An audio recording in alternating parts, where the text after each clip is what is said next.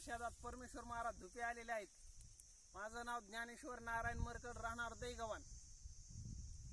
महाराजांनी हा पॉइंट काढून दिलेला बा मला.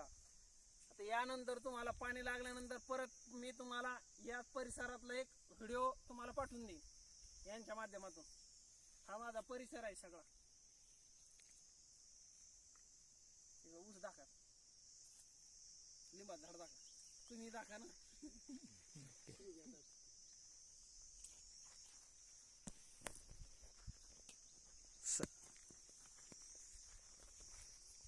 महाराज आपल्याला समोरासमोर दाखवतात पॉइंट काढताना. त्यानं पॉइंट काढलेले आपल्याला त्यानं सांगितलं.